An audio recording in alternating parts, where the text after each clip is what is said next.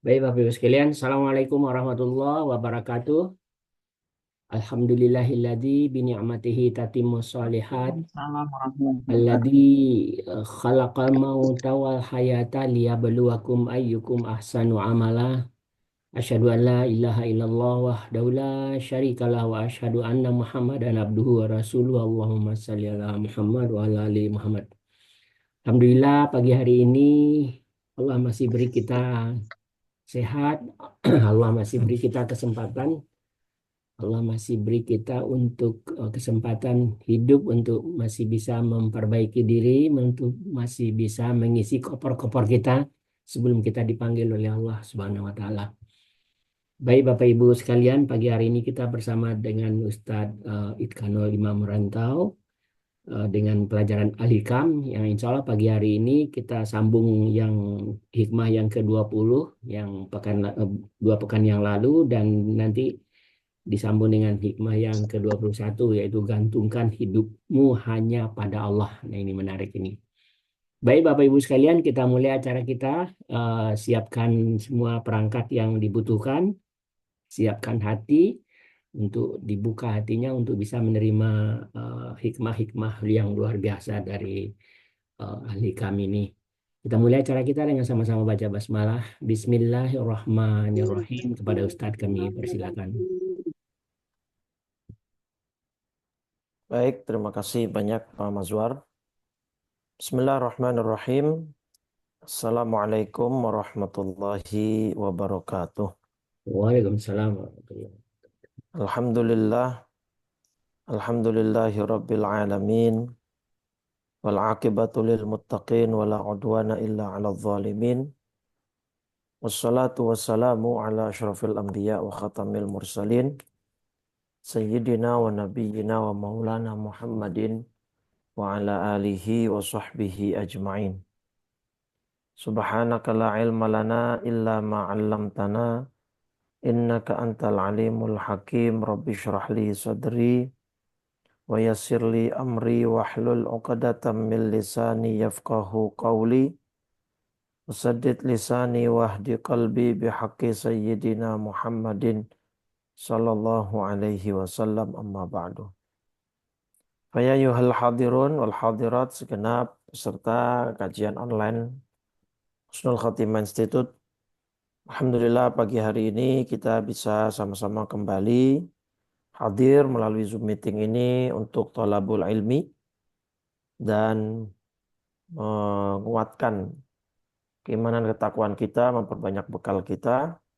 Mudah-mudahan kajian kita senantiasa diridhoi oleh Allah Subhanahu wa taala dan mendapat pahala yang besar di sisinya. Amin ya rabbal alamin. wabarakatuh. Baik, langsung saja Bapak Ibu. Hikmah ke-20 ada dua paragraf atau ada dua baris. Kita sudah membahas yang baris pertama. Ma aradat himmatu salikin antaqifa indama kushifalaha illa wanadathu hawatiful haqiqah alladhi tatlubu amamaka.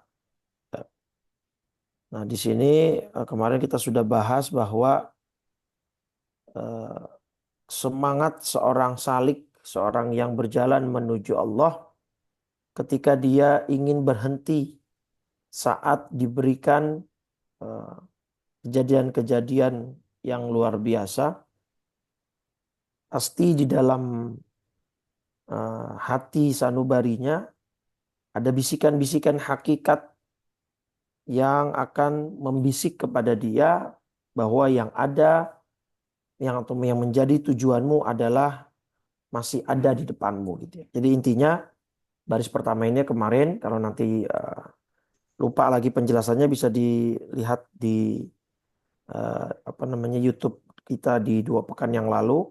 Nah, ini intinya agar menyambung saja bahwa tidak ada kata berhenti, tidak ada kata sampai ketika kita masih hidup, ketika kita masih sehat, bahwa teruslah merasa bahwa kita belum mencapai apa yang terbaik, apa yang ideal gitu ya. Karena ketika kita sudah sampai pada satu titik dan merasa kita sudah sampai, nanti dampaknya akan cukup fatal sehingga seorang hamba ini nanti akan berhenti berjalan menuju Allah Subhanahu wa taala, yang akhirnya ibadah dia berkurang dan bahkan sampai dia merasa mungkin akan sombong takabur karena merasa dirinya sudah hebat, sudah sampai pada titik puncak gitu ya.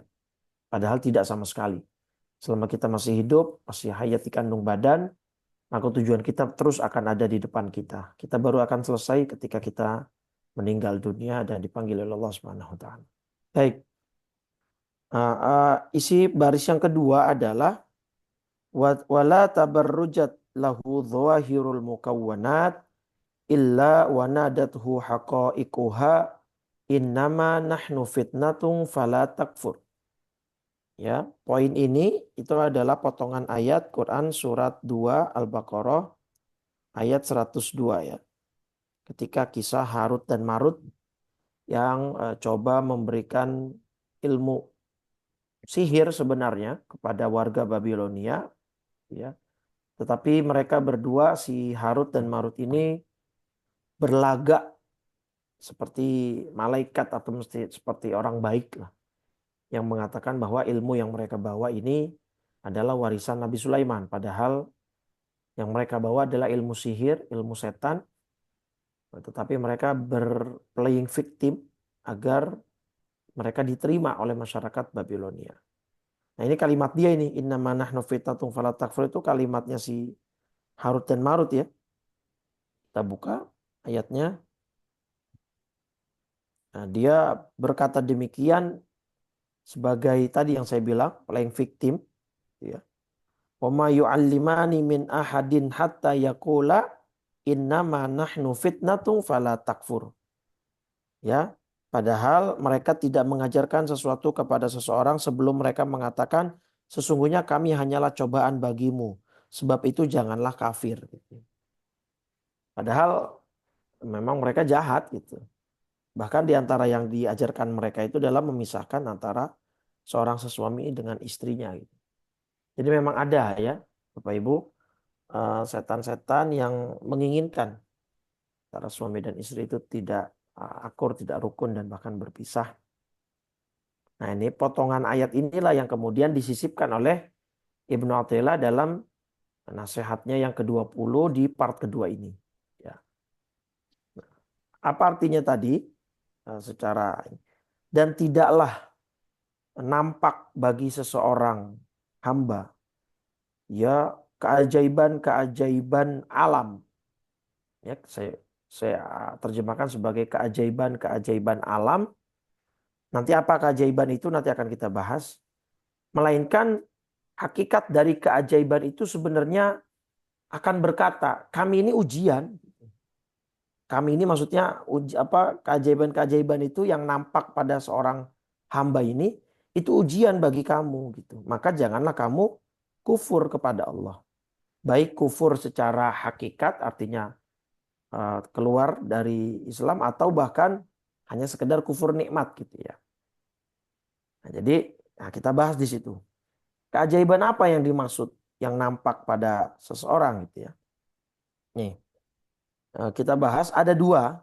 Syekh Buti mengatakan bahwa yang dimaksud dengan keajaiban wala tabarrujat dhahirul mukawwanat, keajaiban-keajaiban alam yang dimaksud pada seorang hamba yang akan ditampakkan kepada seorang hamba tersebut ada dua makna.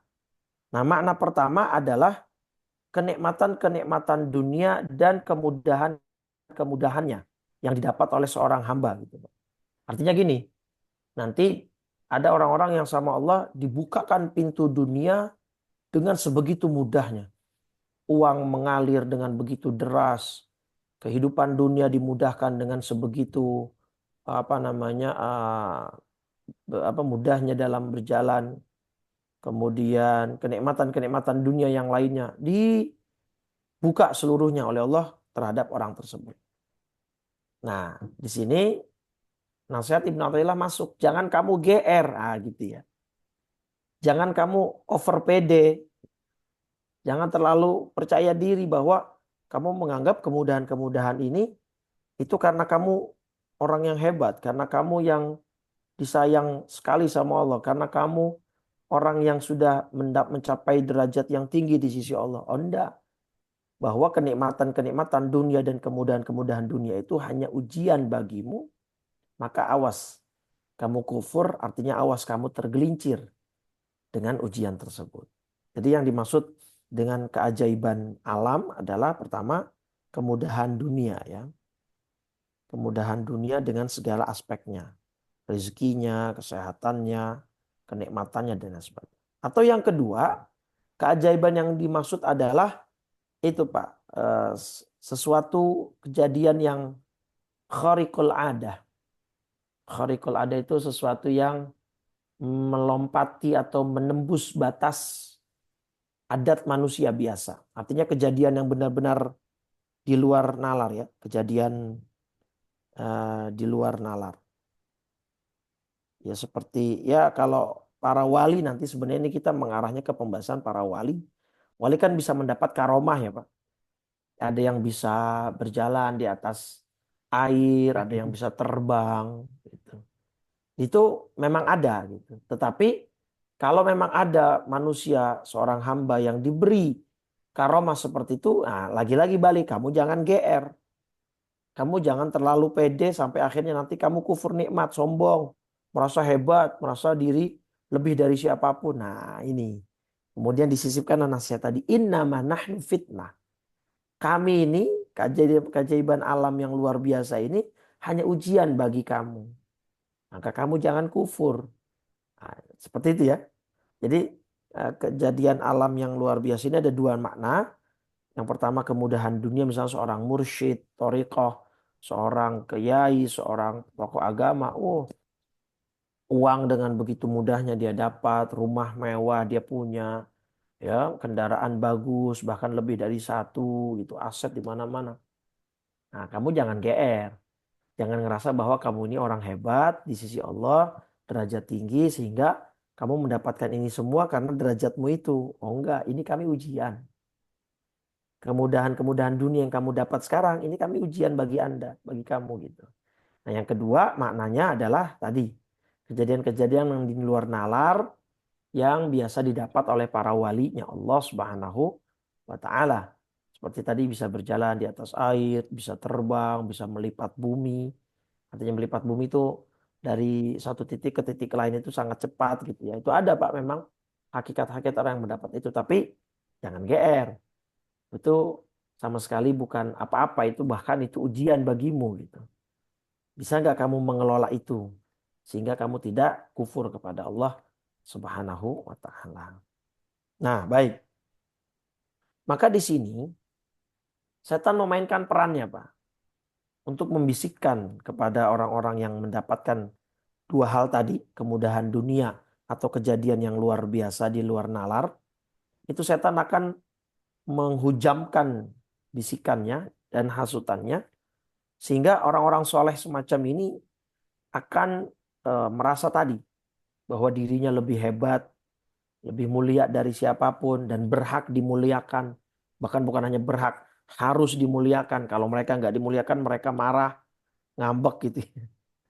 Mungkin kalau realitas kita sekarang mungkin orang-orang berpejabat apa bergelar tinggi ya, yang kalau gelarnya nggak dipanggil tuh marah gitu ya. Yang kalau gelar Pak Hajinya nggak disebut, ya undangannya dipulangin. Nah itu bahkan culture di US waktu saya di sana, kemudian di beberapa negara Eropa juga atas sharing saya dengan teman-teman. Justru mereka kalau acara-acara resmi negara itu sejauh mungkin gelar-gelar akademik itu dijauhkan ya Pak. Jadi mereka seringkali memanggil nama ya pakai Mister gitu aja udah. Tentu nama lengkap gitu, tapi gelar akademik itu sebisa mungkin dijauhkan gitu. Nah mungkin itu termasuk ya, termasuk bagi sebagian orang ya merasa bahwa saya sudah memiliki gelar akademik yang tinggi, strata sosial yang tinggi sehingga ini menunjukkan tingginya derajat dia di sisi Allah. Oh enggak seperti itu ya. Baik. Dan banyak sekali juga kata Syekh Buti contoh-contoh orang-orang atau wali-walinya Allah yang mendapatkan tadi kejadian-kejadian yang luar biasa malah tergelincir gitu.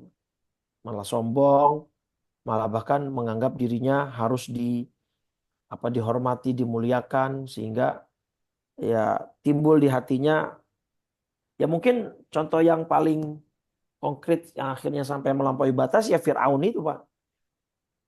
Fir'aun dia kemudahan dunia didapatkan, kekayaan, loyalitas dari para pengikutnya gitu ya, kekuatan militer yang dia miliki, wah dikdaya lah. Akhirnya sampai pada titik dia faqala ana rabbukumul a'la. Sampai pada titik akhirnya Fir'aun mengaku sebagai Tuhan kan gitu ya.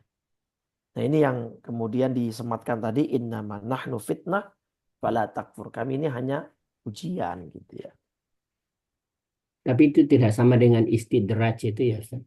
Eh bisa bisa termasuk Pak. Jadi istidraj itu tidak hanya ditujukan kepada orang kafir. Istidraj itu juga bisa ditujukan kepada orang-orang mukmin. Bisa, bahkan di beberapa kasus kata Imam Ghazali, itu banyak wali-walinya Allah tergelincir ketika ada bisikan setan yang menyerupai bisikan malaikat bahwa Anda sudah bebas beribadah. Karena Anda sudah mencapai satu titik, Anda tidak perlu beribadah, Anda sudah mendapatkan eh, level atau makom yang sangat tinggi. Akhirnya banyak wali-walinya Allah yang tergelincir kata Imam Ghazali. Itu banyak kata beliau, akhirnya mereka banyak yang nggak sholat, banyak yang nggak puasa, nggak menjalankan syariat lagi.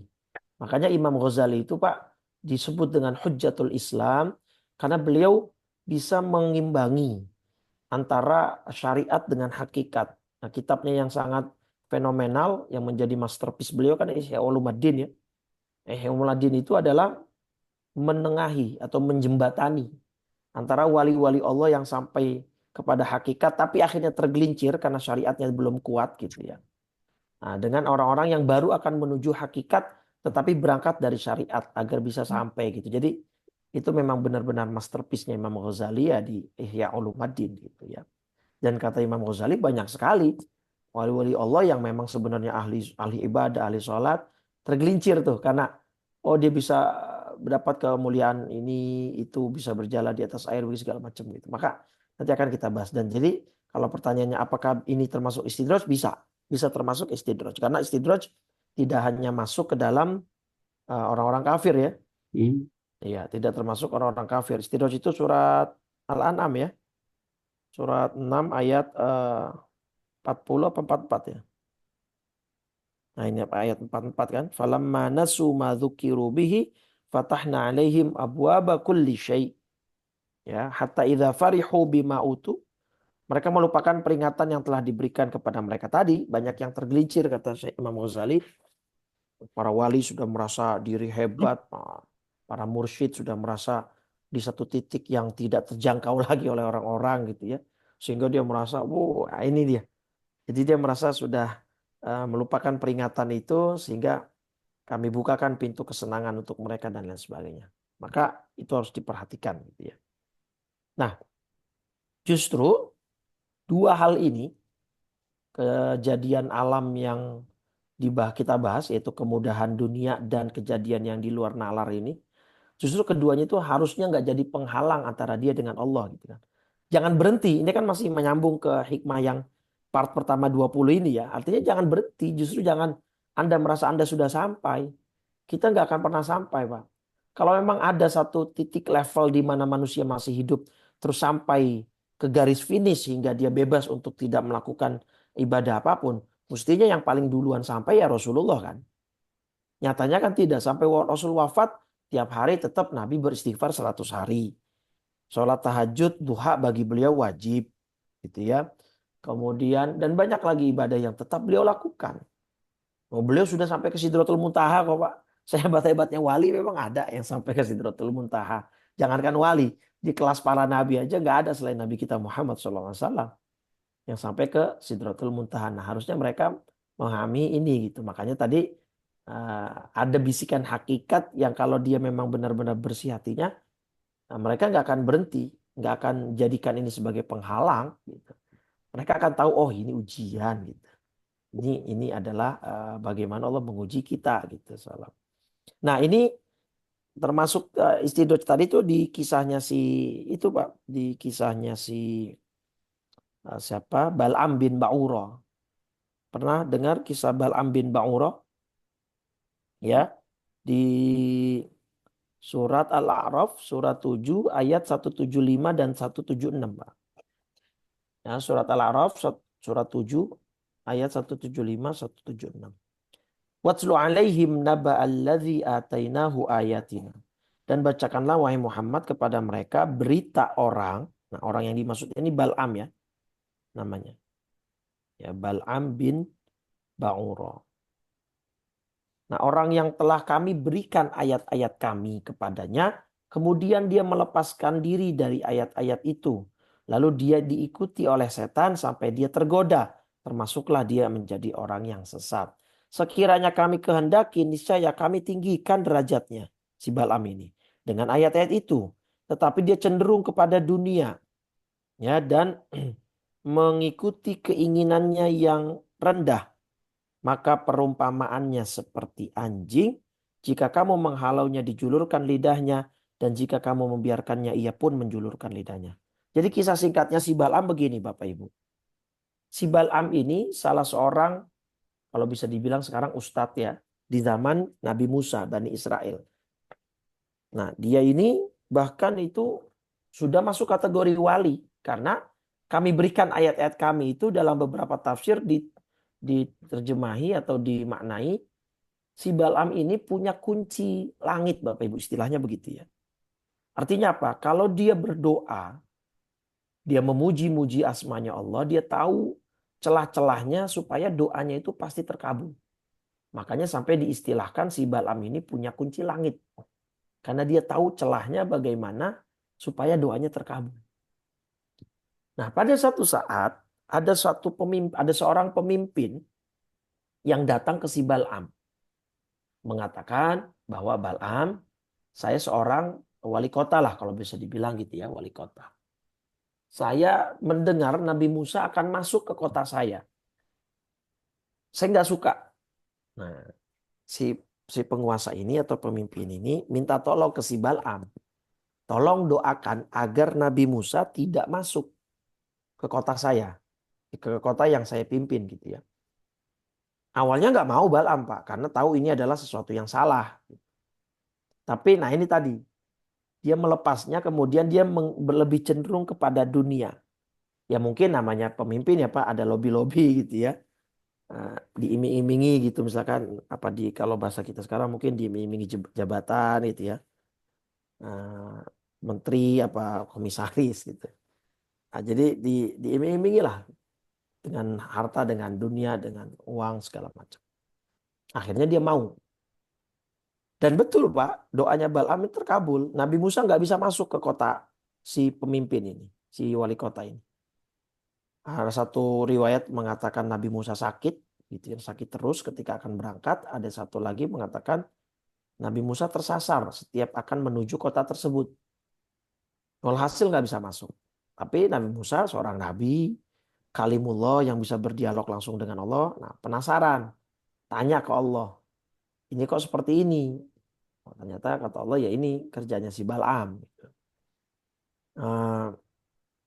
Akhirnya Nabi Musa membalas, ya Rob, sebagaimana kau kabulkan doa si Bal'am, kabulkan doa saya. Nah, salah satu doanya Nabi Musa adalah cabut semua kenikmatan yang kau berikan kepada si Bal'am. Jadi cabut semua kenikmatan yang ada di Bal'am, termasuk keimanannya. Nah, akhirnya dia menjadi orang yang sesat. Artinya di sini dia kafir akhirnya, Pak. Nah, inilah yang tadi ya. Jadi Bal'am ini udah setingkat wali luar biasa gitu. Tapi ya mungkin beliau tersesat karena tidak memahami bahwa ini adalah ujian bagi dia gitu. Ya akhirnya seperti itu tadi yang Allah gambarkan, ya, akhirnya dia seperti anjing ya. Naudzubillah min dzalik. Nah, itulah kisah dari Bal'am bin Ba'ura.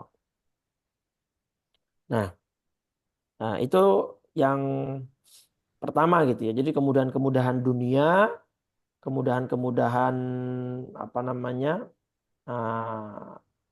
Alam semesta dia dapatkan. Yang kedua yang tadi akan kita lebih elaborasi tentang kejadian yang luar biasa. Seperti para walinya Allah gitu ya Pak ya.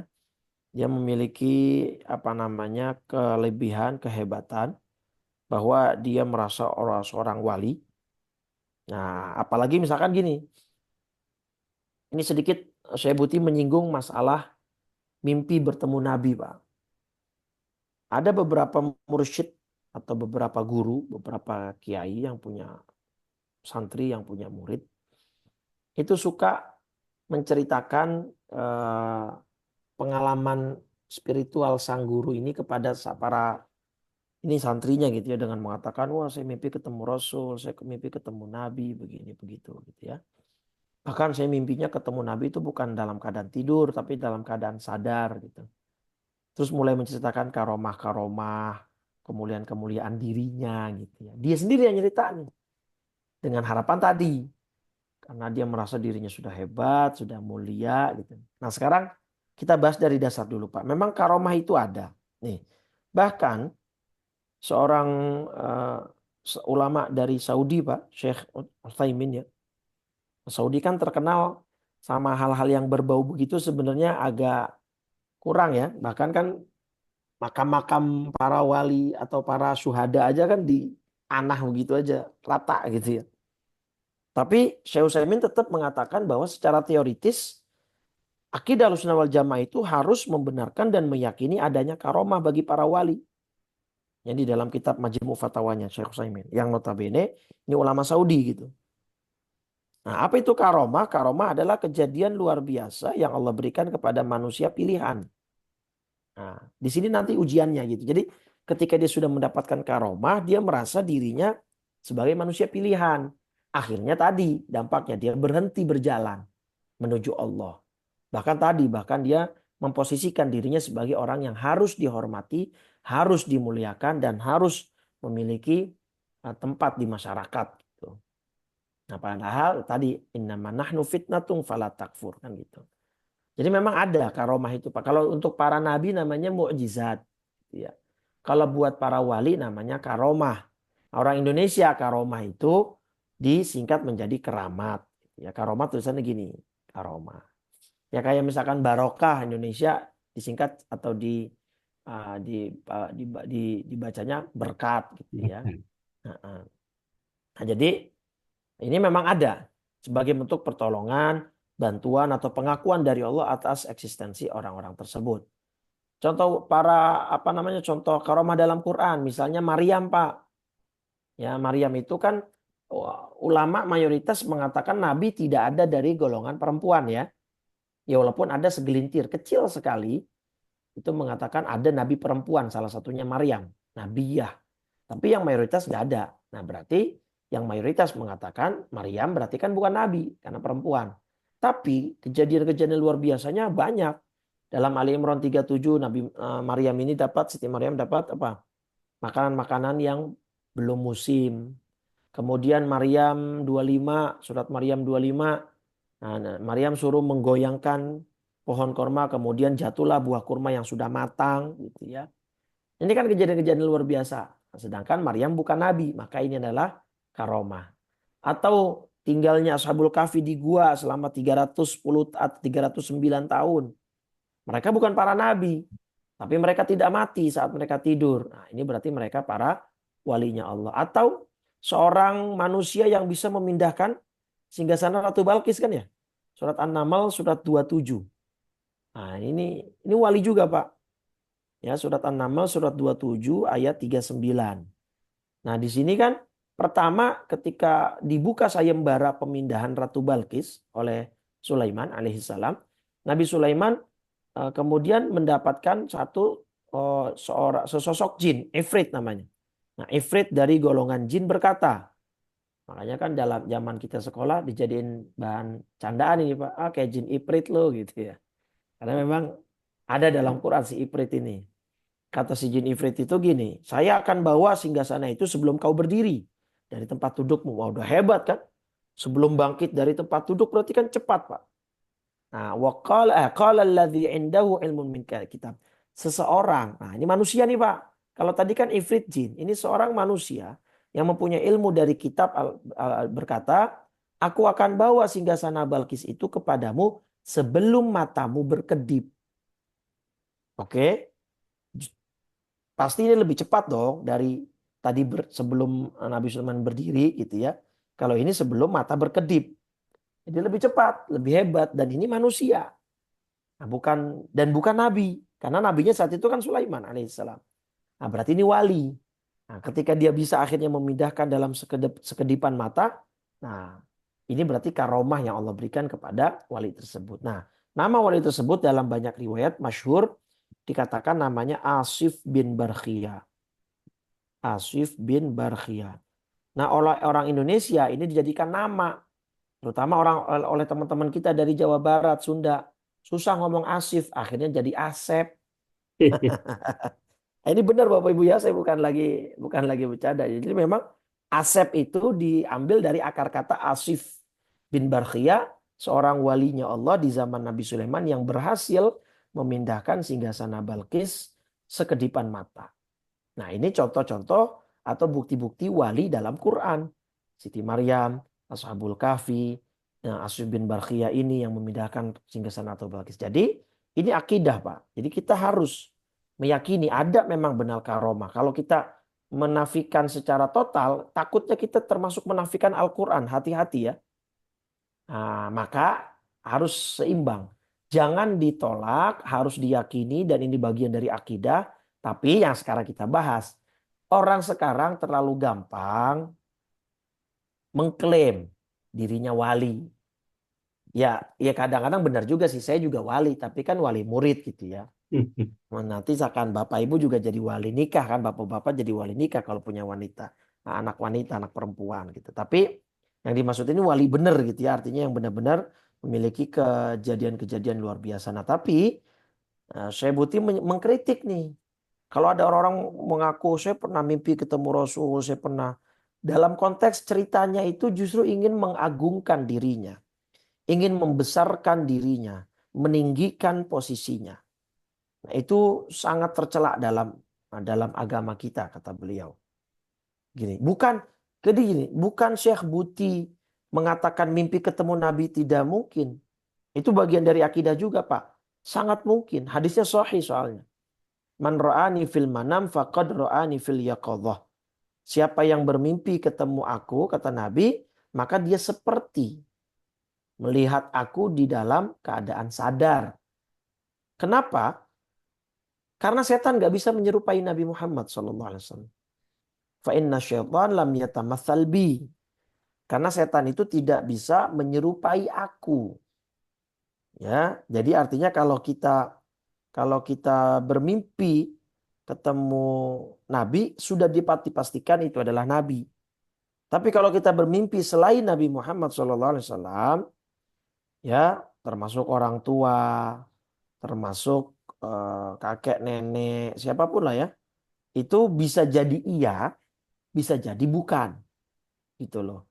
Karena memang manusia itu bisa bermimpi ketemu arwah dari orang-orang yang sudah meninggal, itu bisa Pak ya.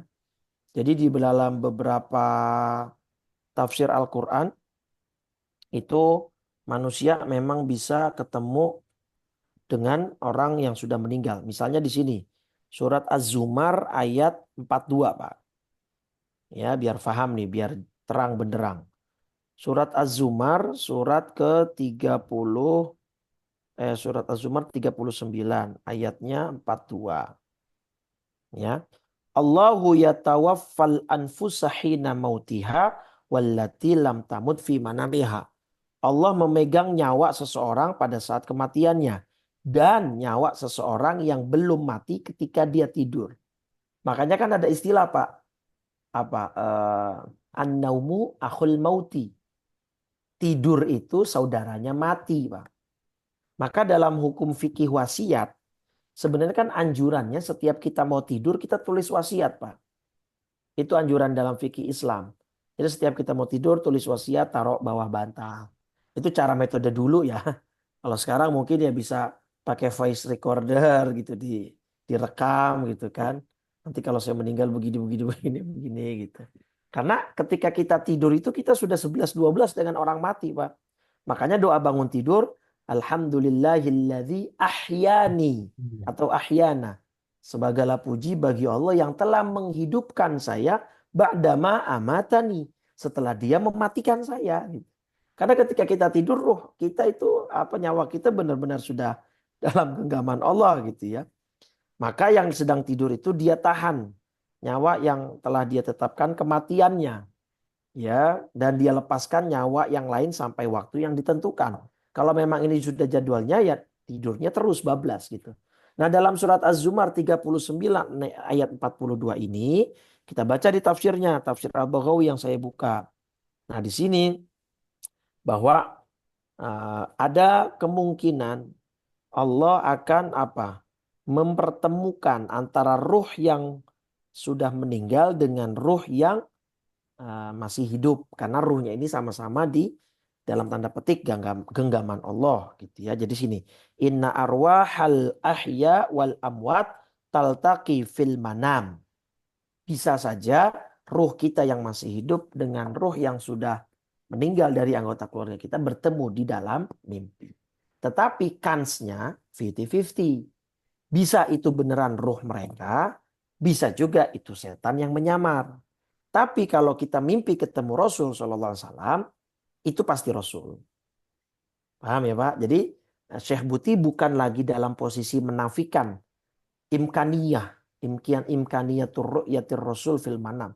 Bukan dalam posisi sedang menolak kemungkinan seseorang bisa bermimpi ketemu Nabi. Hasya wa kalla. Tidak mungkin.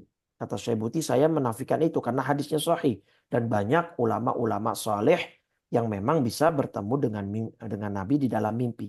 Cuma yang menjadi kritik adalah saat orang ini yang pernah punya pengalaman spiritual bermimpi ketemu Nabi menceritakan hal ini dengan niat untuk mengagung-agungkan dirinya, membesar-besarkan dirinya dan meninggikan posisinya di depan para muridnya dan jamaahnya gitu loh Pak. Paham ya? Maka bahkan kalau wali beneran Pak, kata Syekh Buti, itu sebenarnya malu, nggak bakal cerita. Aduh, saya kayaknya nggak pantas saya nih. Dapat posisi ini saya nggak pantas. Apa iya bener? Saya bisa mimpi ketemu Rasul. Nggak bakal cerita ke orang, Pak. Malu dia. Kalau yang wali beneran. Kalau yang setengah wali ya tadi. Karena dia pengen dimuliakan, pengen diagungkan. Nah, maka hakikatnya sebenarnya kejadian-kejadian semacam ini itu termasuk ujian. Innama nahnu fitnatu fala takfur. Janganlah kami ini hanya ujian, maka janganlah kamu kufur. Nah, kemudian Syekh Buti akhirnya menjelaskan kewalian itu yang hakikat adalah keistiqomahan dalam takwa, Pak. Jadi ya Bapak jangan punya target. Ustaz kalau gitu saya harus punya target saya bisa jalan di atas air gitu. Kalau Bapak punya target itu sih gampang Pak. Bapak tinggal pergi ke Merak, naik ferry, udah Bapak bisa jalan di atas air ya. Kalau mau berjalan di atas udara ya tinggal naik pesawat. Bapak mau mondar-mandir di kabin pesawat, jalan di atas udara kan itu. Enggak.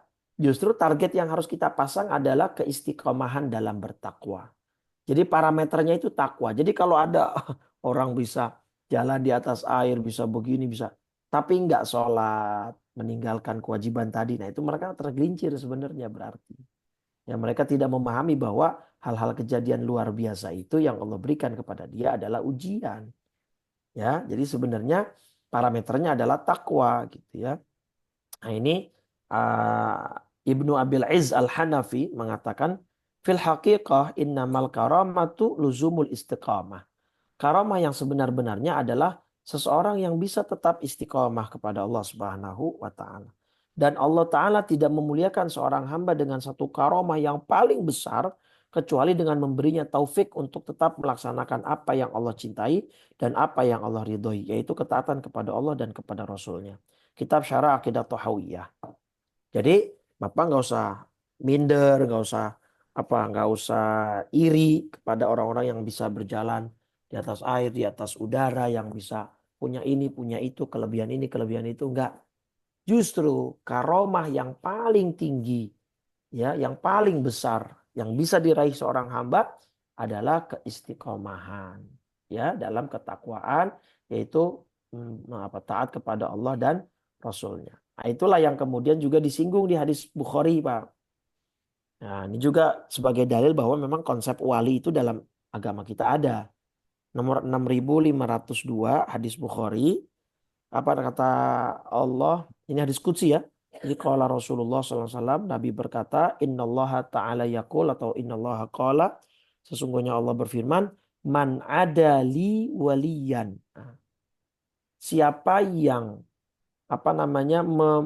memusuhi wali-waliku kata Allah, faqad adzantuhu bil harbi. Maka sungguh aku akan menabuh genderang perang untuk dia. Jadi Pak, kalau ada orang mengusik walinya Allah, ada orang mengganggu bahkan memusuhi walinya Allah, yang beneran wali ya di sisi Allah, maka yang turun tangan langsung Allah Pak. Kira-kira begitu gambaran simpelnya. Yang turun tangan langsung Allah. Allah yang akan langsung berperang dengan orang itu. Nah, tapi di sini kategori wali apa? Orang-orang yang menjalankan fardu-fardunya Allah dan menambah dengan nawafil yang sunnah.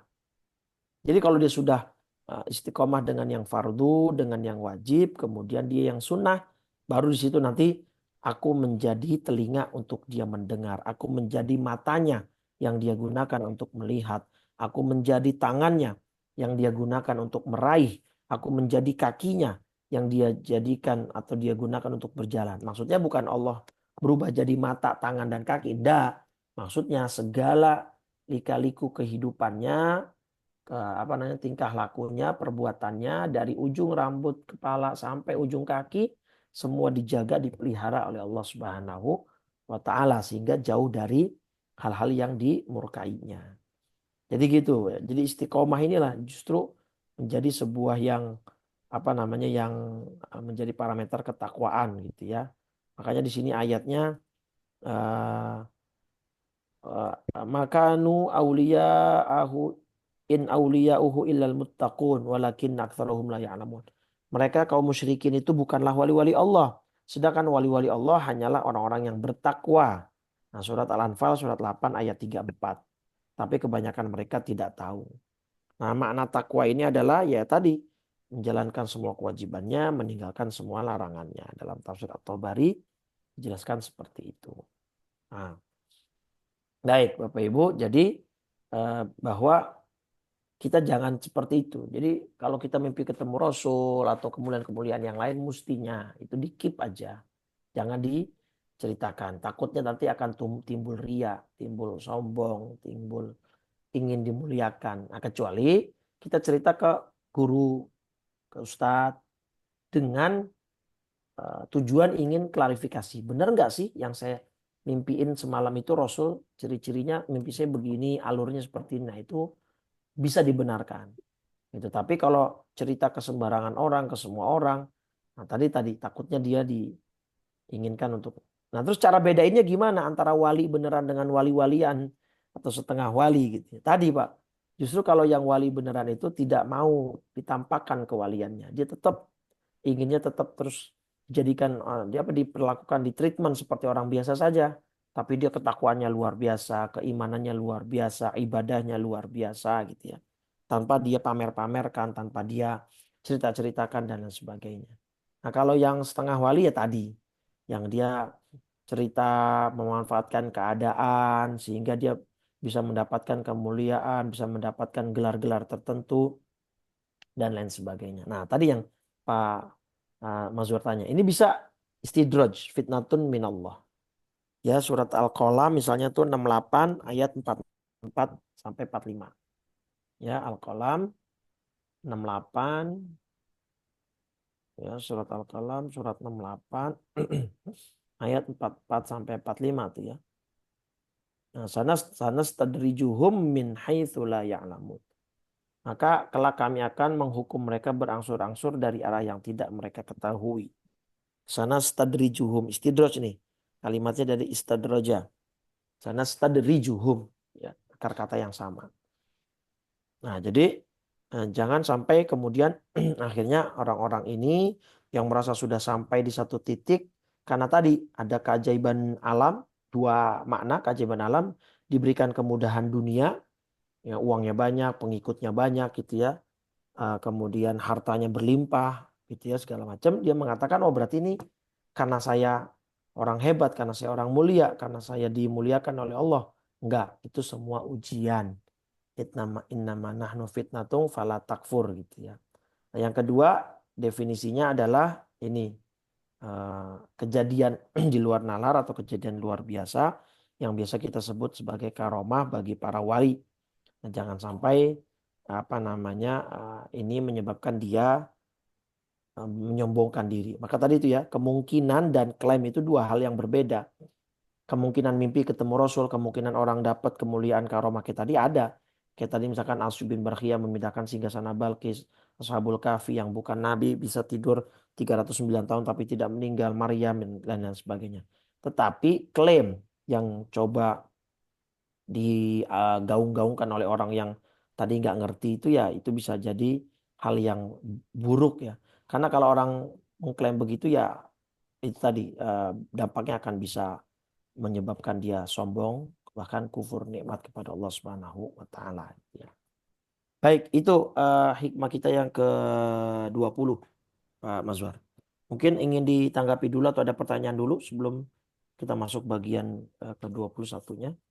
Baik, Bapak Ibu sekalian, ada yang perlu diperdalam yang Ustaz Tadi sampaikan sebelum kayaknya kita ada masuk ke pertanyaan di kolom chat kayaknya tadi tuh Pak Mazwar. ya tadi. Tapi kayaknya sudah terjawab. Sebentar. Oh, oh ya dihapus lagi ya? Kok hilang dia? Iya dihapus berarti. Oh, dihapus. Oke, ya. Ya, tadi pertanyaannya eh, ada yang bilang dilarang menceritakan ketemu Nabi gitu. Apakah apa termasuk sombong apa gitu ya? Ya, Ya, makanya udah ya udah tadi Ustaz sudah terangkan terjawab tadi. ya. Ya, Baik, baik. udah terjawab makanya dihapus Ya, barangkali. baik. Mungkin lanjut aja Ustaz karena Baik. waktu nanti tanya. Baik, hikmah selanjutnya, hikmah 21 ini juga panjang, ada empat item bahkan. Kalau tadi kan hikmah 20 ada dua, nah ini ada 4 poin. Ya, poin pertama, tolabuka minhu ittihamun lahu. Poin kedua, wa tolabuka lahu ghibatun atau ghibatun minka anhu. Poin ketiga, tolabuka li ghairihi likillati hayaika minhu. Dan poin keempat, talabuka min ghairihi liwujudi bu'dika anhu. Nah, hikmah pertama atau poin pertama ini, talabuka minhu ittihamun lahu. Ketika engkau meminta kepada Allah, maka itu bisa jadi engkau mencurigainya atau engkau menuduhnya, menuduh Allah atau mencurigai Allah. Apa maksudnya? Nah, ini akan kita bahas. Di dalam penjelasannya Syekh Buti mengambil contoh Nabi Ibrahim, Pak. Nabi Ibrahim alaihissalam ketika dibakar oleh uh, pengadilan yang dipimpin oleh Raja Namrud saat itu kan, keputusannya kan dihukum dibakar gitu ya. Oh, itu Pak kalau kita baca Qasasul Anbiya'nya Ibnu Katsir, itu Nabi Ibrahim kan dibakar nggak sehari 2 hari, Pak. Hampir 40 hari 40 malam. Apinya itu sampai ke negara tetangga kalau bahasa kita sekarang itu terlihat bumbu asap yang membumbung tinggi gitu ya. Ya kayak misalkan ada kebakaran hutan itu kan kadang-kadang asapnya sampai Singapura, sampai Malaysia gitu ya. Nah ini terlihat Pak apinya, besar sekali luar biasa. Nah Nabi Ibrahim itu pun cara dimasukkan ke dalam apinya kan bukan Nabi Ibrahimnya dulu diikat, ditaruh, kemudian apinya baru dinyalakan. Nggak begitu Pak prosesnya. Apinya dulu dinyalakan, bahkan digambarkan dalam riwayat kisahnya itu seluruh warga Babilonia bahu-membahu memungut atau mengambil kayu bakar sebanyak mungkin agar api yang nyala semakin besar. Nah dari saking akhirnya sudah besar dan membumbung tinggi apinya, itu nggak ada yang berani mendekat Pak karena hawa panasnya kan. Akhirnya apa? Nabi Ibrahim itu ditaruh di manjanik. Ya, manjanik itu ketapel Pak. Ya ketapel besar. Mungkin kalau kita cari gambarnya bisa akan ada bayangan ya. Manjanik itu sebuah ketapel besar untuk apa namanya nah ini Pak. Nah kayak gini nih Pak, ini manjanik nih Pak.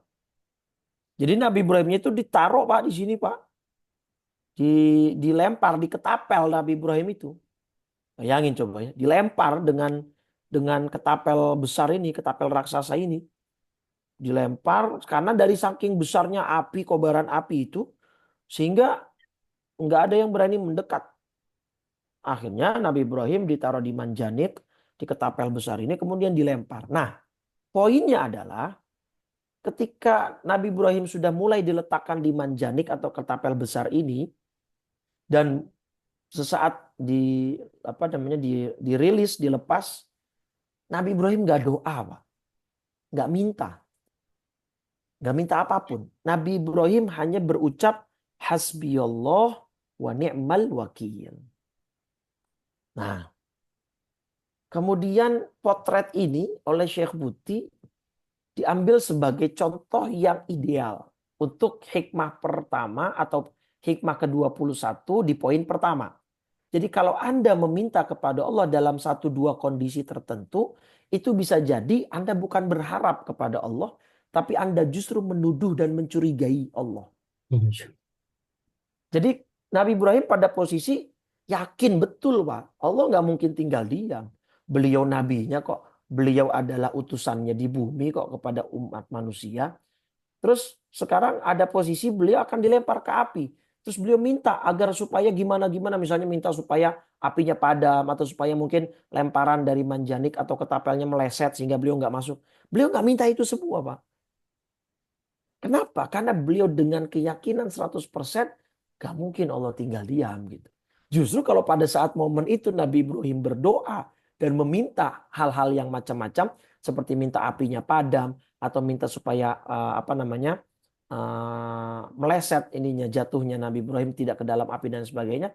Ini bukan meminta dengan berharap. Justru ini Nabi Ibrahim mencurigai dan menuduh Allah tidak akan menyelamatkannya. Jadi beliau yakin aja. Tenang, kemudian dengan kepasrahan yang tinggi, tawakal yang besar, beliau hanya mengucap hasbunallah atau hasbiyallah wa ni'mal wakil. Cukuplah bagiku Allah dan dialah sebaik-baik zat yang akan menolong kita atau mengurus gitu ya. Nah udah, inilah contoh yang paling ideal. Tetapi awas salah paham kata Syekh Buti. Hikmah pertama, hikmah ke-21 poin pertama ini bukan berarti Nabi Ibrahim gak doa. Di banyak momen Nabi Ibrahim juga doa, Pak. Di banyak ayat Nabi Ibrahim dikabarkan diceritakan berdoa. Misalnya di dalam ayat Asy-Syu'ara 26, di ayat 26 Asy-Syu'ara 83. Ya, di surat Asy-Syu'ara 26 ayat 83. Rabbi habli hukma wa alhiqni bis salihin. Ini Nabi doa. Nabi Ibrahim berdoa, ya Tuhanku berikan ilmu kepadaku, masukkan aku ke dalam golongan orang soleh. Jadikanlah aku buah tutur yang baik bagi orang yang datang kemudian. Jadikanlah aku termasuk orang yang mewarisi surga yang penuh kenikmatan. Minta juga surga Nabi Ibrahim. Ya ampunilah ayahku sebagaimana dia termasuk orang yang sesat. Sesungguhnya wala tukhzini, jangan kau hinakan aku pada hari kebangkitan, ya, dan seterusnya.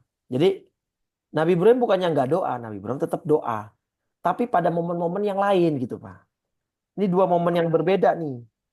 Momen pertama, momen di mana Nabi Ibrahim saat itu benar-benar pasrah, tawakal dan yakin bahwa ini nggak mungkin Allah menelantarkan hambanya. Maka Nabi Ibrahim nggak doa. Nabi Ibrahim cuman nggak minta. Karena takutnya kalau minta itu malah seakan-akan Nabi Ibrahim nggak percaya sama Allah.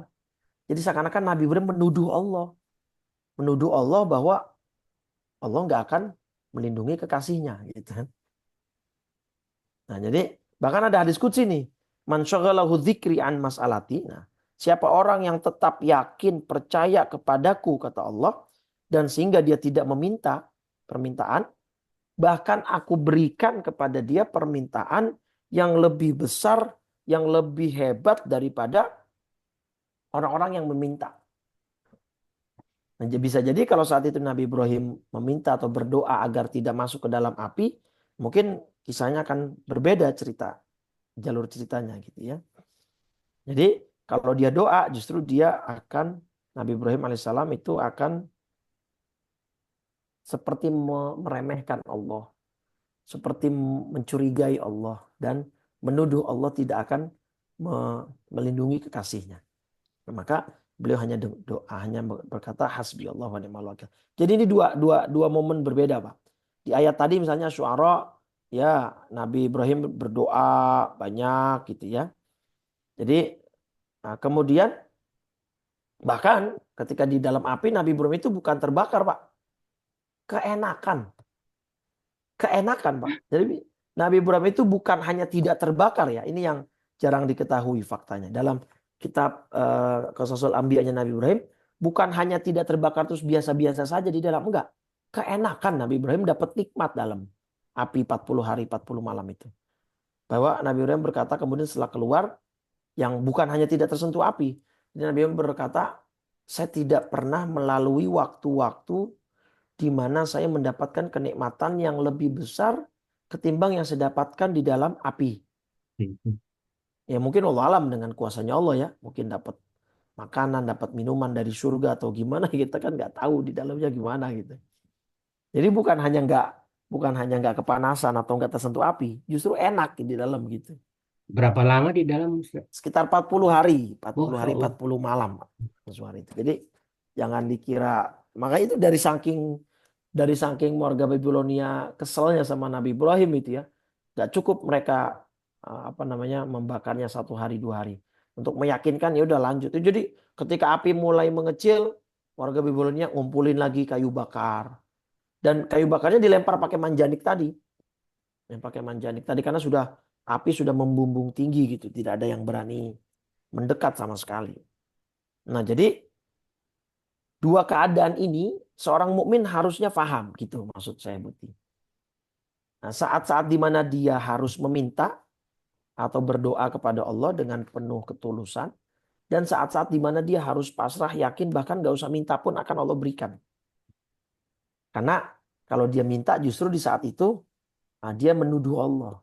Dia mencurigai Allah bahwa Allah tidak akan melindungi dia dan lain sebagainya.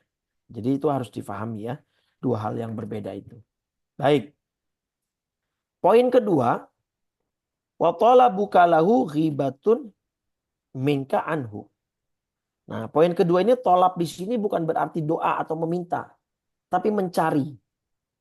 Kalau engkau mencari selain Allah, ya, atau engkau mencari wa talabuka lahu, nah gini maksudnya lebih kepada engkau mencari Allah itu sebagai bukti bahwa engkau menghibahi Allah. Gini Pak, mungkin agak rumit ya. Jadi gini, kemarin kita sudah jelaskan di dalam hikmah-hikmah yang panjang, terutama tuh hikmah keberapa 19 ya, yang kita sampai 2 pertemuan itu, gimana mungkin Allah bisa terhijab atau terhalang dari manusia? Wong buktinya saja berceceran di mana-mana kan gitu ya. Kita mengacak saja dalam surat Az-Zariyat itu, kita mengacak saja sudah ada tanda kekuasaan Allah. Kita melihat ke burung yang berterbangan, kita melihat langit yang tanpa tiang gitu ya. Seperti dalam surat Ar-Ra'du ayat kedua. Ya, surat 13 ayat 2 ini kan, Allahul ladzi rafa'as samawati bighairi amadin tarawnaha. Allah lah yang meninggikan langit tanpa tiang sebagaimana kamu lihat. Atau kejadian atau alam-alam, seluruh alam semesta inilah dengan berbagai macam keunikan dan keajaibannya. Nah, Allah kan nggak mungkin terhalang. Allah kan nggak mungkin menghilang dari diri seseorang. Nah, kalau kemudian ada orang mencari Allah.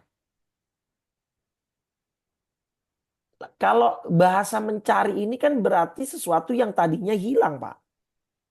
Kita kehilangan kunci motor, kita kehilangan kunci mobil, baru kita cari kan gitu ya.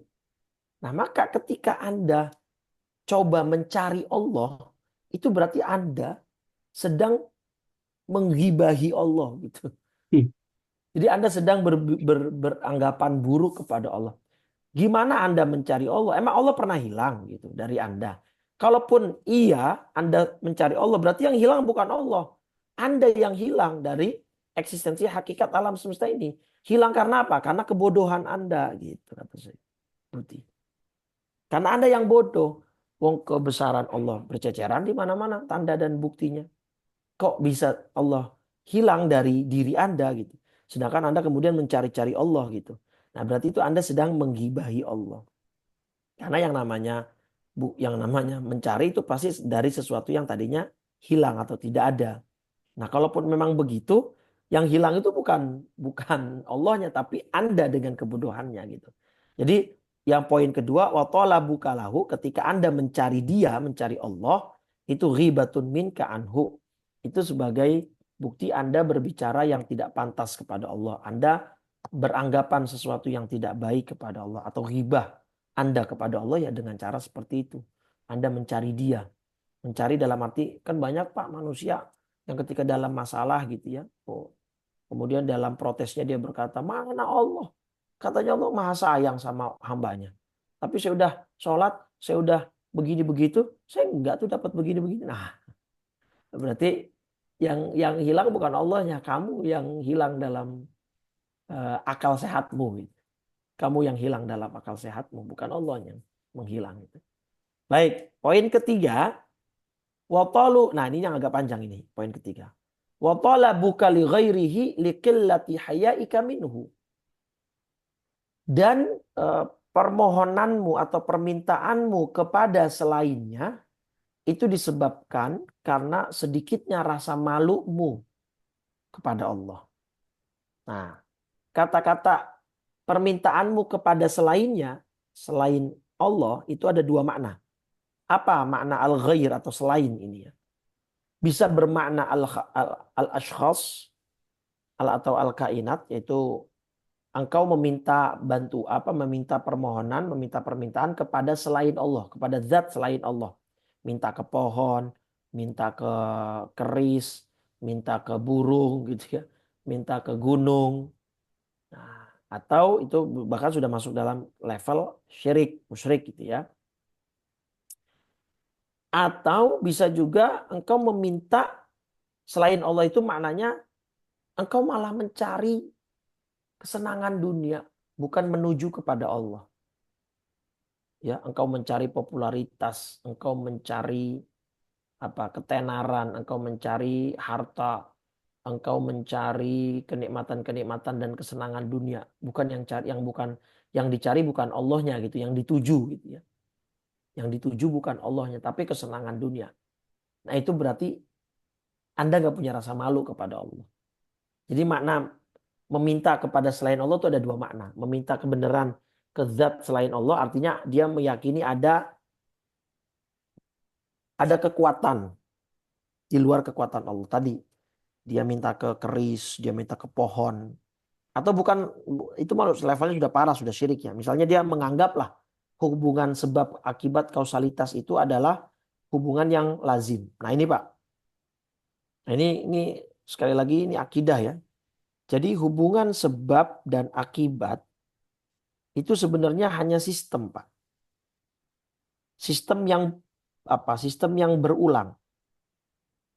Jadi ketika ini berulang, kita menganggapnya itu sebagai hubungan yang mutlak, yang pasti. Kalau begini pasti begitu, kalau begini pasti begitu. Ya. Padahal di dalam akidah kita antara sebab dan akibat itu semua perbuatan Allah. Artinya yang membuat sebab itu Allah, yang membuat akibat itu tetap Allah. Nah ini yang harus difahami.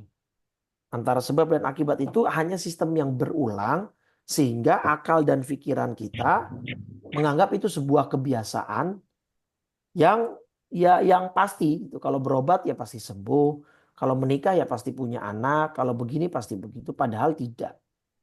Semuanya itu mutlak ya kuasa dan perbuatannya Allah Subhanahu wa taala. Ya seperti tadi sesuatu yang kena api pasti membakar, tapi ternyata tidak dengan Nabi Ibrahim. Atau seorang manusia bisa lahir dengan adanya pernikahan, tidak dengan Nabi Adam alaihissalam. Seperti atau Nabi Isa alaihissalam gitu ya. Nah, jadi banyak contoh bahwa sebab akibat itu tidak lazim. kita bisa sampai kemudian menyimpulkan itu lazim, pasti terjadi karena sistem berulang ini gitu. Padahal walaupun ini sistem berulang, tetap semuanya itu aturan dan kuasanya Allah Subhanahu wa taala. Tidak ada yang meleset sedikit pun dari pengaturan dan kuasanya Allah.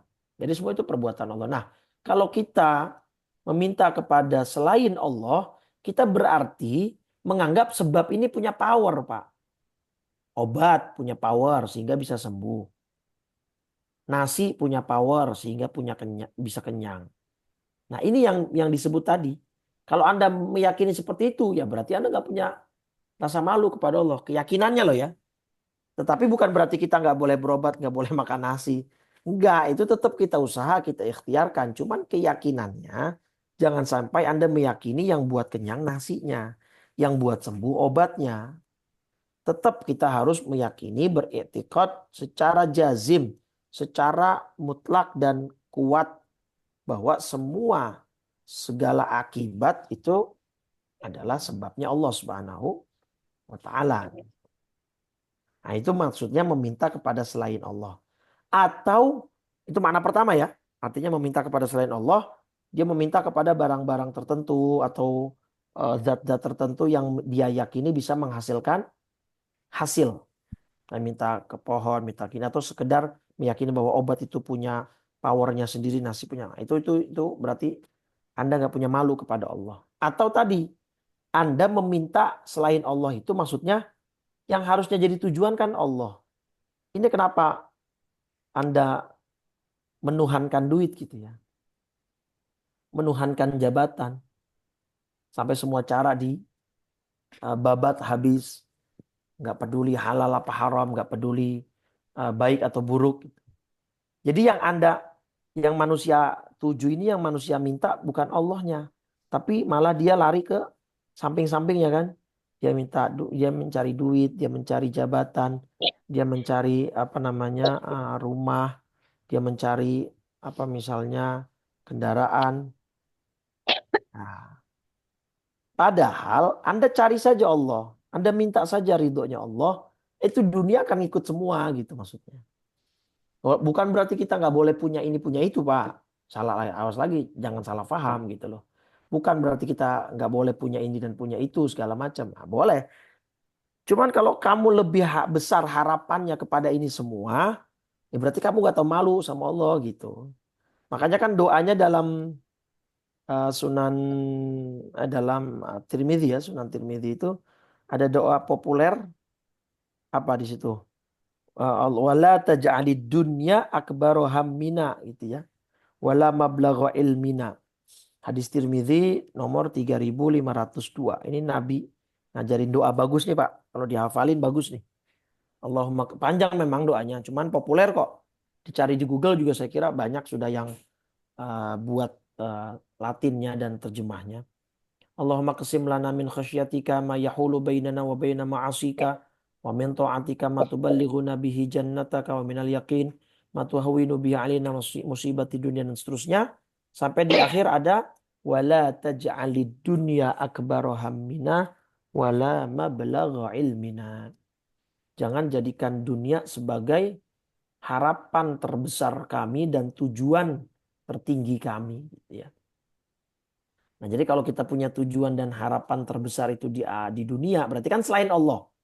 Dunia itu kan selain Allah. Maka tolabu kali ghairihi, ya, permohonanmu atau permintaanmu pada selain Allah itu tanda dari kurangnya rasa malu Anda kepada Allah Subhanahu wa taala. Nah, dua maknanya tadi ya, bahwa minta kepada selain Allah ya tadi meyakini bahwa ada zat lain selain Allah yang bisa mengabulkan permintaan atau ada zat yang bisa memiliki powernya sendiri sehingga bisa menyebabkan satu akibat dengan dirinya sendiri tanpa bantuan Allah. Nah, itu berarti Anda bodoh dan tidak punya malu.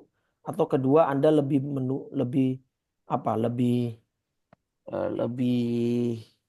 memilih untuk berjalan menuju dunia, menggapai tujuan-tujuan duniawi yang padahal tujuan utama Anda adalah berjalan kepada Allah gitu kan maksudnya.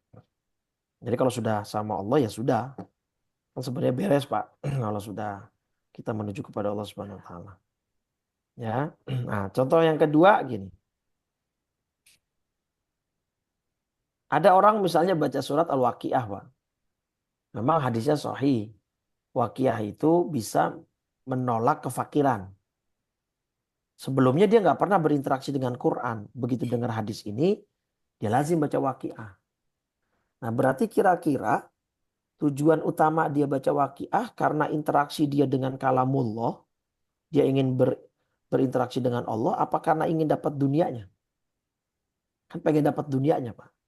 Nah, ini berarti kurangnya rasa malu kita kepada Allah. Bukan nggak boleh Pak ya, bukan nggak boleh, silakan gitu. Cuman orang yang begini berarti nggak tahu malu lah sama Allah gitu gampangannya. Karena dia baca Waqiah ini berarti bukan dia mengharapkan interaksi yang intens dengan Allah, enggak. Tapi dia pengen dapat dunia, berarti kan dia minta atau menuju kepada selain Allah gitu loh. Permintaan dia bukan bukan Allahnya tapi dunianya gitu, bukan Waqiahnya tapi dunianya. Bukan nggak boleh tapi akhirnya dia nggak punya malu gitu ya. Atau misalnya ketika Bapak membaca ayat-ayat tentang kenikmatan surga atau ancaman neraka sehingga akhirnya kita termotivasi untuk giat ibadah. Nah, sekarang kalau dikatakan begini, misalnya Allah tidak menyiapkan surga dan tidak menyiapkan neraka sebagai ancaman bagi yang tidak ibadah. Kira-kira kita bakal mau tetap ibadah nggak? Nah, gitu. Itu pertanyaannya. Makanya kan almarhum Krisya kan punya lirik dari salah satu lagunya apa? Jika surga dan neraka tak pernah ada, masihkah kau sujud kepadanya? Gitu ya. Jadi sebenarnya kita ibadah kepada Allah ini karena surganya atau karena nerakanya. Lagi-lagi ini konteksnya kita sudah naik ke tinggi Pak. Bukan berarti nggak boleh. Kita diajarkan sama Nabi minta surga kan. Setiap Ramadan diperbanyak doa Allahumma inna nas'aluka ridhaka wal jannah wa na'udzubika min sakhatika wan nar. Tapi yang menjadi tujuan kita surganya apa Allahnya gitu loh Pak. Yang menjadi tujuan kita terhindar dari nerakanya atau Allahnya. Nah, ini levelnya udah tinggi Pak. Makanya memang ya makanya kemarin sempat ada beberapa pertemuan yang lalu kan ini hikam kitab tinggi Ustaz. Ya, memang betul gitu. Memang betul ini kitab tinggi tetapi bukan sesuatu yang mustahil untuk kita raih.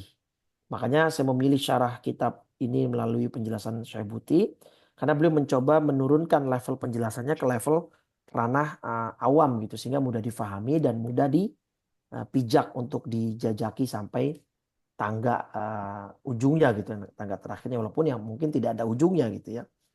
Jadi kayak Robiatul Adawiyah deh Pak. Robiatul Adawiyah itu kan ketika berdoa kepada Allah, ya Rob, ma'abatuka khaufan min narika wala tama'an fi jannatika, nih doanya Robiatul Adawiyah. Ya Allah, saya ini beribadah kepadamu bukan karena takut neraka, bukan juga karena pengen masuk surga, tapi saya beribadah kepadamu karena saya tahu engkau adalah Tuhan, saya hamba, dan engkau itu patut untuk disembah. Tapi bukan berarti Robiatul Adawiyah tidak minta surga dan tidak minta perlindungan dari neraka. Tetap doa Pak. Tetapi yang menjadi poinnya adalah perasaan kita.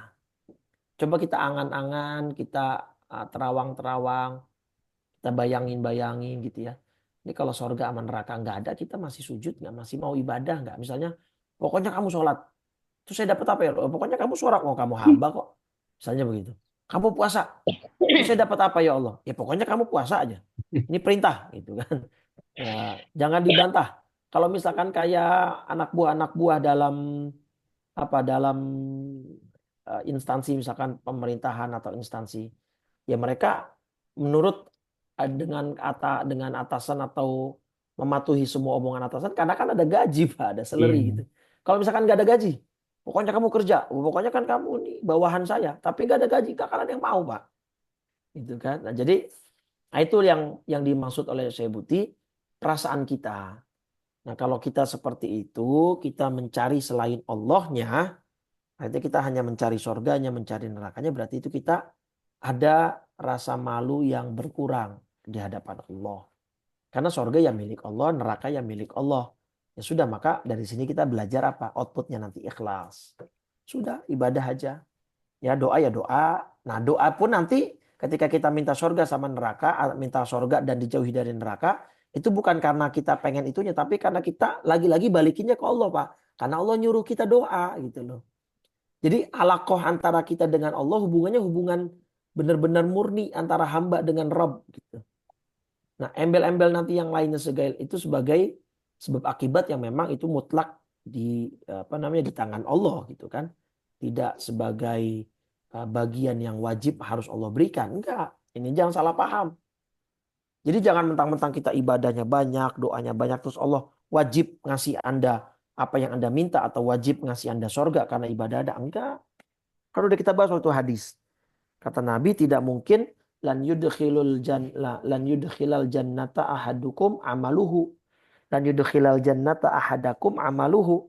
Tidak seorang pun yang bisa masuk surga karena amalnya tuh di hikmah yang paling pertama kita sudah bahas. Nomor satu, hikmah nomor satu. Sekarang kita sudah nomor 21. Seseorang tidak akan bisa masuk surga karena amalnya. Sahabat tanya, wala anta ya Rasulullah termasuk engkau ya Rasul? Iya termasuk saya. Illa ayyataghammadani Allah birahmati. Saya bisa masuk surga pun kalau memang nanti masuk surga ya karena rahmatnya Allah. Nah contoh yang ajib, yang bagus, saya butuh ngasih contoh bagus begini Pak. Misalnya bapak atau ibu lah ya. Di jalanan ketemu orang yang jual-jualan hal-hal remeh Pak. Apa pulpen, apa misalnya korek api, peniti, atau tisu gitu ya anak-anak kecil di lampu merah gitu Bu ya. Bapak ibu sebenarnya nggak butuh nih barang-barang ini. Tapi bapak ibu beli gitu. Dengan landasan atau alasan bahwa bapak ibu kesian sama si penjual. Nah, kan si penjual ini paham sadar betul kok yang dia jual ini hal-hal remeh yang bahkan mungkin nggak dibutuhin orang gitu sebenarnya. Terus dia kan bodoh kalau kemudian dia menganggap bahwa orang ini membeli barang dagangan saya karena dia butuh. Ini berarti bodoh orang ini. Kenapa? Karena dia membeli barang dagangan orang ini bukan karena butuh, tapi karena kesian gitu. Nah sebenarnya kita dengan Allah ya begitu Pak. Allah ngasih kita sorga, Allah ngasih kita pahala ya bukan karena kitanya pantas dapat itu. Karena memang rasa belas kasih Rahman dan Rahimnya Allah aja gitu. Ya kalau kita ya ibadah kita layaknya tadi barang yang dijual oleh pedagang tadi. Sebenarnya ibadah kita remeh sekali, kecil sekali. Ya nggak sangat tidak pantas untuk mendapatkan apa balasan surga dan pahala dari Allah Subhanahu wa taala. Jadi jangan pernah menganggap bahwa kita pantas mendapatkan surga atau pahala itu karena ibadah yang kita lakukan, tidak sama sekali gitu ya, tidak sama sekali. Nah, baik jadi itu yang poin ketiga. Permintaanmu kepada Allah atau harapanmu kepada selain Allah. Selain Allah itu maksudnya bisa mintanya kepada selain Allah, itu bisa bahkan sampai level syirik. Bisa kemudian yang tadi yang dimaksud kamu menuju apa tertuju kepada selain Allah. Jadi mintanya apa berjalannya bukan menuju Allah. Tapi tadi mintanya dunia, harapannya dunia dan lain sebagainya. Berarti itu tanda kita berkurang rasa malunya kepada Allah Subhanahu wa taala. Poin terakhir, poin keempat, talabuka min ghairihi liwujudi bu'dika anhu. Nah, permintaanmu ya dari selain Allah itu karena jauhnya dirimu darinya, dari Allah. Jadi kita punya hajat, kita punya harapan, kita punya tadi ya permintaan gitu. Terus kita mintanya kepada selain Allah, itu kepada zat-zat yang kita anggap punya pengaruh. Maka itu disebabkan jauhnya posisi kita dari Allah. Jauh di sini bukan berarti jauh yang memiliki jarak, Pak. Tapi di sini maksudnya kebodohan. Berarti Anda terlalu jauh dari Allah. Anda terlalu bodoh. Anda nggak kenal Allah berarti gitu. Kok masih bisa Anda minta kepada selain Allah gitu loh. Kok masih bisa Anda bergantung kepada selain Allah. Padahal ayatnya udah sering kita baca. Allahus somad. Allah tempat kita bergantung. Allah tempat kita memohon permohonan semua. Itu jadi jangan kemudian kamu merasa bahwa zat di luar Allah bisa memenuhi semua harapan kamu. Kalaupun Anda bisa begitu berarti Anda yang jauh dengan Allah. Artinya apa? Kesadaran akal dan kebodohan Anda sendirilah yang menyebabkan Anda punya keyakinan seperti itu. Ya, jadi yang perlu dipahami, Jangan sampai Anda meyakini ada zat yang bisa mengabulkan semua permintaan dan permohonan Anda selain Allah Subhanahu wa taala. Baik, mungkin itu Pak Mazwar. Baik, Ustaz, terima kasih luar biasa ini. Silakan Bapak Ibu, ada yang mau dipertajam lagi, ditanyakan langsung. Assalamualaikum Pak Mas, Waalaikumsalam warahmatullahi wabarakatuh. Silakan Ibu apa nih? Ibu Mumun. Bu Mumun, silakan Bu Mumun. Ya, ya. Assalamualaikum Pak Ustadz, Bapak Ibu Waalaikumsalam. semuanya. Mudah-mudahan Bapak selalu mendapat keluasan ilmu untuk berbagi kepada kami semua. Ini pemantapan aja, ada sedikit kebingungan dari yang Pak Ustadz jelaskan tadi. Sehingga saya bertanya, yang akan saya tanyakan itu adalah, kenapa banyak orang mengaku Islam, tapi kelakuannya tidak mencerminkan keislamannya. Salahnya itu di mana? Mohon dijelaskan Pak Ustadz, yang dibicarakan tadi ada masalah sebab akibat. Jadi sebab akibatnya itu minta direalkan bagaimana. Yang kedua, orang masuk surga bukan karena amalnya, tetapi karena rahmat Allah. Itu Pak Ustadz jelaskan barusan. Saya bingungnya di sini, rahmat Allah itu bukankah didapatkan kalau kita beramal? Ya, Apakah bagaimana itu baik. sejelasnya Pak Ustadz? Itu aja. Makasih. Jazakallah khair. Assalamualaikum warahmatullahi wabarakatuh. Wassalamualaikum. Baik, Bu. Di dalam surat Al-Quran memang ada ayat yang berbunyi udkhulul jannata bima kuntum ta'malun. Masuklah kamu ke dalam surga karena amal yang kamu lakukan. Surat An-Nahl surat 16:32. Saya jawab nomor 2 dulu ya Bu, pertanyaan nomor 2. Karena Ya, memang makasih. bagus, masih dekat tadi pembahasannya. Nah, di surat An-Nahl surat 16 ya ini ayat 32. Udkhulul jannata bima kuntum ta'malun. Masuklah ke dalam surga karena apa yang telah kamu kerjakan.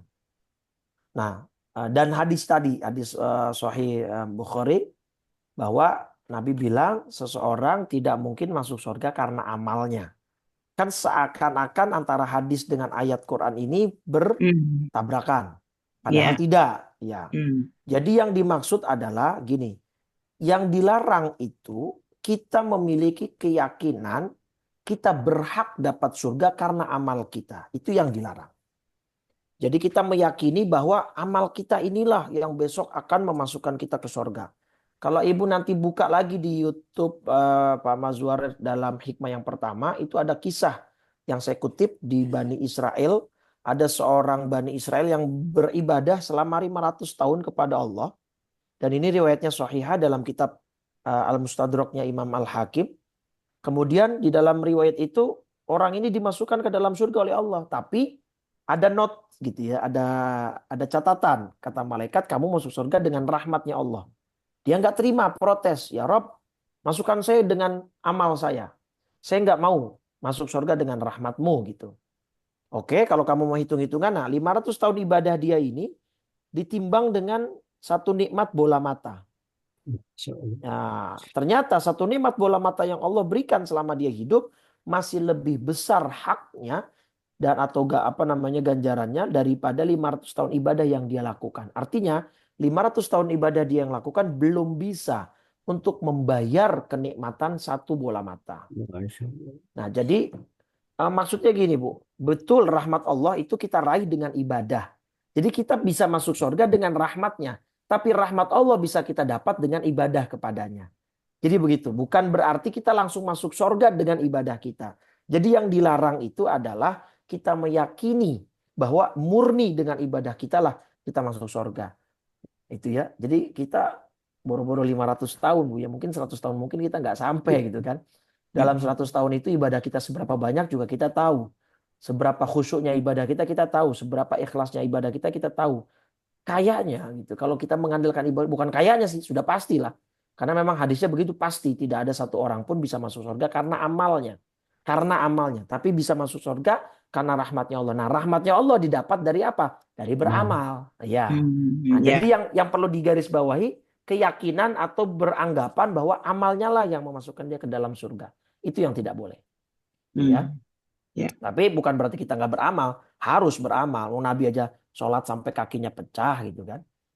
Baik. Nah, pertanyaan pertama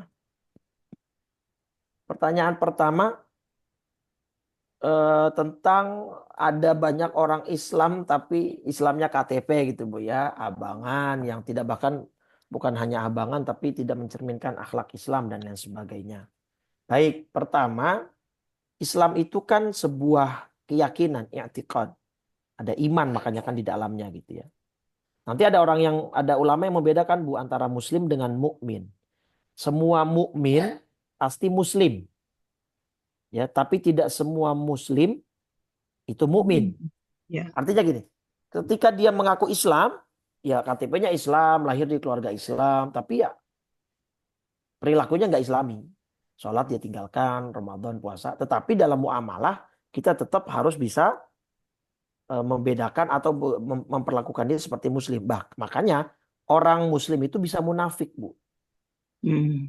Tapi orang mukmin itu nggak bisa munafik. Kalau memang mukmin sejati ya, yang dinamakan beriman itu tidak bisa munafik. Tapi muslim bisa munafik. Nah, jadi kaitannya dengan sebab akibat ya balik lagi. Ini di antara tanda kuasanya Allah justru, Bu. Di antara tanda kuasanya Allah apa? Allah bebas berkehendak untuk menentukan siapa yang benar-benar mukmin sejati, siapa yang munafik gitu. Itu kan kehendak Allah semua kan, Bu. Jadi bahkan paman Nabi, Bu, namanya Sayyidina Hamzah yang wafat dalam perang ya, itu dibunuh oleh Wahsy, Bu. Wahsy ini orang yang membunuh Sayyidina Hamzah saat dalam perang. Nabi sampai benci luar biasa, Bu, sama Wahsy ini. Bencinya luar biasa. Tetapi ternyata pada akhirnya Wahsy masuk Islam, Bu. Nabi sampai speechless, nggak bisa berkata-kata. Bingung bermuamalah dengan Wahsy ini gimana. Pengen dibenci tapi sudah Islam.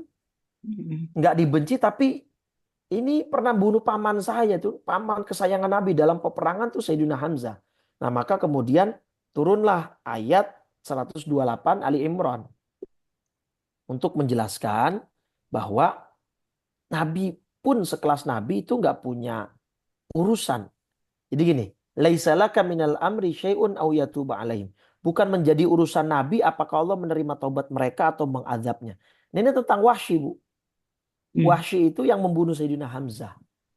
Nah, jadi benar-benar sebab akibat itu mutlak dimiliki Allah, di tangan Allah. Jadi ada orang yang mungkin sekarang kita lihat Islamnya masih KTP, abangan, perilakunya sangat tidak mencerminkan Islam. Bisa jadi pada momen tertentu dia taubat gitu. Yeah. Makanya itulah pentingnya urgensinya amar ma'ruf nahi mungkar.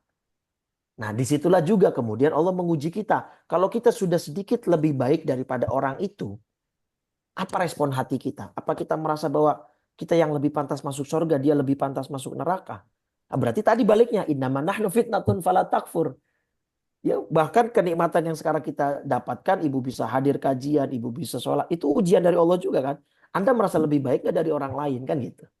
Nah, makanya poinnya amar ma'ruf nahi mungkar itu hanya mengajak, bukan mengklaim atau menjustifikasi bahwa saya masuk surga, dia masuk neraka. Itu sama sekali bukan ranah kita. Contoh mutlaknya ada di dalam diri Wahsy. Dia membunuh Sayyidina Hamzah, bahkan dalam beberapa riwayat itu Sayyidina Hamzah dimutilasi, Bu. Makanya Nabi sampai benci banget sama Wahsy ini. Masuk Islam, diterima taubatnya. Akhirnya Nabi serba salah juga sama Wahsy ini. Pengen dimusuhin tapi udah Islam, nggak dimusuhin tapi gedek juga Nabi gitu, kesel juga ngeliat mukanya gitu kan. Nah itulah bukan urusannya Nabi, apalagi urusan kita. Gitu. Jadi balik lagi, kalau kita sudah diberi kenikmatan berupa ibadah, berupa taufik, nah ini kita syukuri, alhamdulillah kita pertahankan bahkan kita tingkatkan tanpa meremehkan orang lain dan menganggap diri kita lebih baik dari orang lain. Di situ poinnya ya. Masya Allah. Ya, Masya Allah. Makasih Pak Ustadz. Ya Bapak Ibu, terima Masya kasih. Allah. Baik Bapak Ibu sekalian, silakan kalau masih ada. Tadi ada di chat satu ya Ustadz ya. Ada ya sebelum lihat. Saya pernah melihat di berita di mana seorang bisa melakukan menyentuh seseorang lawannya sampai lawannya itu kaku, tidak bisa bergerak sama sekali. Ya, menetralkannya kembali ya orang itu lagi yang menyentuhnya. kelihatannya dilakukan untuk hal yang positif gitu dalam melawan kejahatan. Apakah itu merupakan karamah atau perannya jin, Ustaz? Ini pertanyaannya terlalu universal, saya nggak bisa jawab. Cuman artinya gini, tadi patokannya tadi Bu, kita sudah punya parameter. Orang yang melakukan praktik itu, sholat nggak, syariatnya gimana, itu parameter pertama deh. Kalau misalkan orang itu ternyata, oh Ustaz, dia ini kiai, sholatnya rajin segala macam. Nah berarti dia menggunakan ini untuk mengajarkan apa namanya bela diri misalnya untuk kemudian saat-saat genting saja digunakannya, nggak boleh sembarangan, nggak boleh untuk pamer, apalagi sengaja untuk saweran gitu ya. Dia bikin show gitu ya, itu jadi aja pesulap kalau begitu mah. Kalau ingin mencari keuntungan dunia. Nah tadi parameternya pokoknya bagaimana orangnya, bagaimana syariatnya, dijalankan dengan baik atau tidak, bagaimana tujuannya, untuk keuntungan dunia apa hanya untuk sekedar menjaga diri, untuk pamer atau tidak dan sebagainya, itu bisa menjadi parameter. Jadi ini sangat universal. Tapi ada juga yang bantuan setan, bantuan jin jahat gitu ya, karena memang tadi niatnya untuk berbuat jahat, untuk pamer, untuk mencari keuntungan duniawi dan lain sebagainya. Jadi yang perlu diperhatikan kalau ada kondisi atau ada potret seperti itu, kita lihat parameter dasarnya, bagaimana syariat dia, bagaimana akhlak dia gitu ya. Itu Baik. aja sih paling. Ustaz, boleh terakhir dari saya? Oke, boleh silakan Pak Mazhar. Ini mengenai doa tadi Ustadz yang nomor Ya. satu ya, poin satu. Ini Hmm. gimana, ada kiatnya atau ada guidance-nya nggak supaya kita tidak termasuk orang yang berdoa tuh yang mencurigai Allah gitu, menuduh Allah. Oh iya, baik. Kan kita disuruh Allah berdoa Ustadz. Iya. Jadi doa yang bagaimana nih yang bisa menyebabkan kita masuk dalam kategori ini, Ustadz? Poinnya atau apa namanya ya, sebagai benang merahnya supaya kita Ya. tidak masuk ke dalam itu adalah di hati Pak, di niat Pak Mazhar. Kayak tadi kan sebenarnya Pak Nabi Ibrahim itu ada satu momen beliau berdoa, bahkan minta jadi orang soleh, minta masuk surga. Satu momen ketika mau dilempar, beliau pasrah gitu. Jadi dilihat dari niatnya, momennya.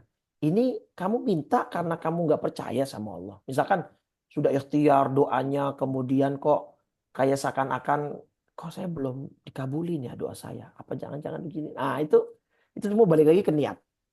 Nah di satu momen misalkan tentang jaminan rezeki, Pak Mas. Anda yakin nggak dengan janji Allah dalam Quran bahwa rezeki manusia bahkan semua makhluk bernyawa dijamin? Nah terus kenapa Anda gelisah gitu? Kenapa Anda khawatir besok nggak makan gitu? Nah itu berarti Anda mencurigai Allah. Anda minta itu berarti Anda mencurigai Allah. Nah, jadi itu balik lagi ke perasaan masing-masing si pendoa, Pak Mazwan. Tidak bisa diekspresikan karena outputnya kan sama.